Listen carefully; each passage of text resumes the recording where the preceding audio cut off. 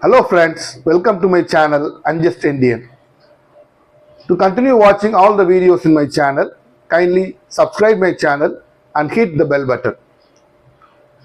The developments in the past month have clearly shown that the political landscape of this country is still in the hands of BJP, and the BJP is still the major player in the national as well as in the regional levels.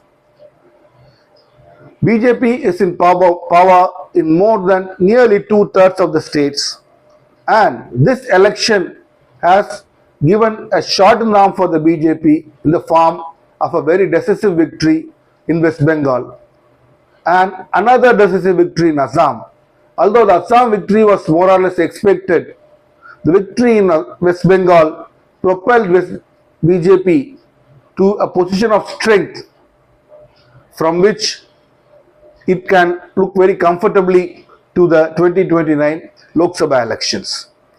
Now, if opposition to BJP was taken as the criterion for determining the leadership quality of a leader, then I will say that in the past 5 years, the order would be Mamata Banerjee first, Stalin second, and Rahul Gandhi third, because these two leaders, these two stalwarts, Mamata Banerjee and Stalin, even though they were only regional satraps, they not only defended their territory, they took the fight to the BJP camp, and in spite of being only reduced to a particular state, they were able to hog the limelight on many occasions and push BJP to the oblivion or to the back seat, which Rahul Gandhi was unable to do on so many occasions.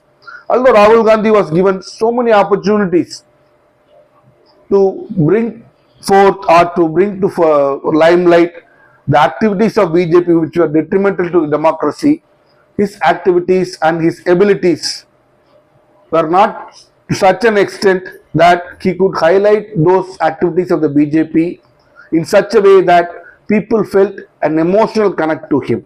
But Mamata Banerjee and Stalin, they made sure that when it comes to anti-BJPism in their state, the people always looked up to them. Now the elections are done and dusted. BJP swept to power in Bengal, also winning more than 200 seats. And Mamata Banerjee, even though she was defeated, she was able to get 80 MLAs elected to the West Bengal Assembly. Now, that itself is a problem here. You should know the playbook of the BJP to understand what BJP does. Instead of completely annihilating a party, BJP will always try to break that party into two, so that that party also stays in existence and a larger chunk of that party aligns with BJP or is idea or contest the elections together with BJP, so that the main opposition party is split into two and one of the party comes with it, and it can hope to cling on to power in that state for a longer period of time, because the principal opposition party is now split into 2 or 3 parts. This game book was played in Maharashtra. Shiv Sena, the main opposition party, was split into two. One group led by Eknath Shinde went with BJP, and NCP was split into two, and the group led by Ajit Pawar went with BJP. Now the diminished NCP and Shiv Sena do not have enough power to come to occupy the ruling seat in Maharashtra alone. Now, with virtually the opposition being dismantled, BJP, being the leading party in Maharashtra, can hope to cling on to power for a longer period of time. Even though Congress is a single united unit there, the power of Congress has diminished on the ground level. It is scarcely a party that it used to be 15-20 years ago. So, the playbook of BJP is this: split your main opposition party into 2 or 3, so that they stay there for the next 10-15 years. But at the same time, they are not strong enough to mount a challenge to the BJP, and the BJP can conveniently and very easily rule that state for the next 10-15 years. Now, Mamata Banerjee, as I said, already has 80 MLAs. Instead of dismantling the TMC as whole, if this TMC dismantle as whole, some other new entity will come and occupy that space, which BJP does not want to do. What BJP has now done is, there's a threat of poaching of 60 MLAs belonging to Trinamool Congress. That number is significant. I'll tell you later why. Now, Mamata Banerjee has called for a meeting of all the elected MLAs of the Trinamool Congress at a Calcutta residence. Out of the 80 MLAs, only 20 attended. Now, Mamata was, due to the lack of attendance or due to the lack of presence of MLAs, Mamata was forced to call off that meeting. But she later clarified, or I would say later made up a statement saying that all our MLAs are at the ground level making arrangements for the June 1 Dharna, proposing to conduct throughout West Bengal. Therefore, they were not unable to attend. This explanation, in my opinion, does not hold water, and it is not good, because for the simple reason that if that is so, then why did you give a call for all the MLAs to attend the meeting at your home? That means clearly that the MLAs, in spite of all the works, if your party supremo asks you to be present at a meeting, it is their incumbent duty to be present at the residence. And 60 of the 80 MLAs did not give heed to the party high command. Therefore, they are, in my opinion, in open rebellion. To add fuel to the fire, I don't know the name of the BJP functionary, a BJP MP said that at least 50 of them are in contact with us. And 50 MLAs and 20 MPs will jump ship to the BJP, and it is in the proposal is in the hands of the central high command of the BJP. Now, the numbers are significant. The attempt is not to dismantle Trinamool Congress. The attempt is to split into two and get a larger group away from TMC, so that even in the next election, TMC says, but with a very much depleted strength. With TMC in a depleted strength, CPIM in a depleted strength, and Congress in a depleted strength, it will be an easy cakewalk for Mr. Suvendu Adhikari and co. Now, you should look at one more thing. Even though BJP splits parties, correct me if I am wrong, it rarely tries that with Congress. It always does that with regional parties. It does that with two regional parties in Maharashtra, and Congress was left alone. Here also, even though Congress only has 2 or 3 MLAs, it doesn't try it with Congress. There is always a suspicion in my mind, and not without any basis. I am not saying it without any basis, that BJP and Congress are hand in glove in trying to break all the regional parties, so that in future only BJP and Congress remain in contention for the posts of the central government as well as all the state governments in the country. Now, why BJP is so insistent on splitting 50 or 60 MLAs rather than 10 or 20? Here the law comes into effect. The provisions of the anti-defection law says that only if more than 2/3 of members of a party decide to split from that party, they can form a separate group. Otherwise, they will have to resign their MLA seat and contest the elections. Resign their MLA seats. If they join another party, they can contest the elections from that other party. Now the effective strength of TMC is 80 MLAs. So 2/3 number is around 54.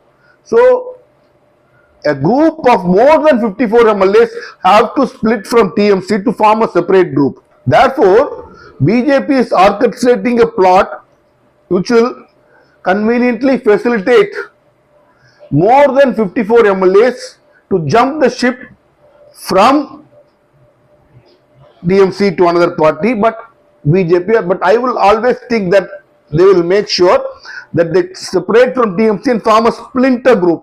That will be more beneficial for the BJP. So, the ball is no more in Mamata's hands. Powerful forces are at play against her, and the support she can expect from Congress is mere lip service, because Congress will not do anything, even though she thinks that Congress is at her side.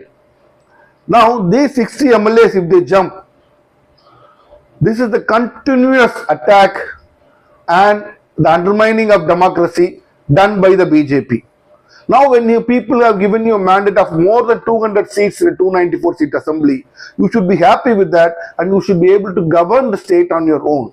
But instead of that, if you stoop down to the level of breaking and chipping away at the parties, established parties, so that in future they don't mount a challenge to you, then this is a clear-cut case of undermining of democracy. And BJP will not shirk away from doing anything, because it has clearly shown that the only thing that matters to it is electoral victory, and you can gain it by any means, through any means, legal, illegal, or through any means, but you have to gain electoral victory.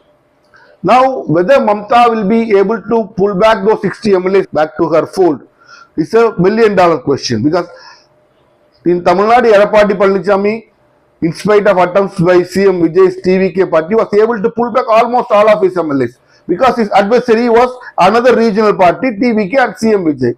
But here the adversary is all-powerful, all-encompassing, all-powerful one, the BJP. So whether Mamata will be able to pull back the MLAs will solely depend on her personal charisma, because TMC is a party run on the personal charisma of Mamata Banerjee. Now, if that charisma is gone, TMC will be like any other party, even though her nephew Bjp'S Banerjee claims to be the next in line. I don't think he will enjoy the same support that Mamata Banerjee enjoyed. So, the $1 million question now is, will Mamata be able to pull back the 60 MLAs who are in the process of an open rebellion? I'm thinking that way.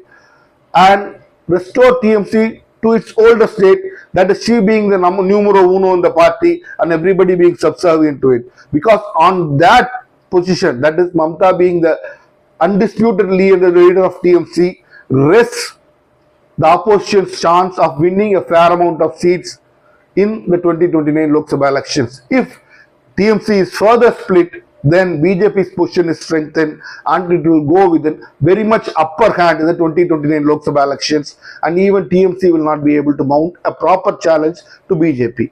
Therefore, the opposition in this case, its fate lies in the hands of a united TMC. If TMC is split, opposition obviously will suffer a lot.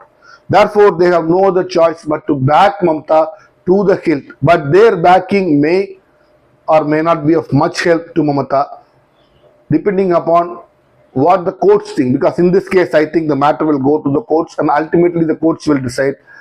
And if more than 2/3 split, the courts have no other say than saying that the mandated numbers have switched over, therefore we cannot do anything.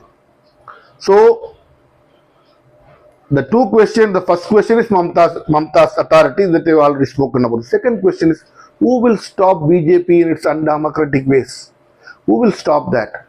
I clearly feel that there is a sort of underground dealing or conspiracy between BJP and Congress to unsettle, to brush off or to wash off all the regional parties from the face of the political map of India.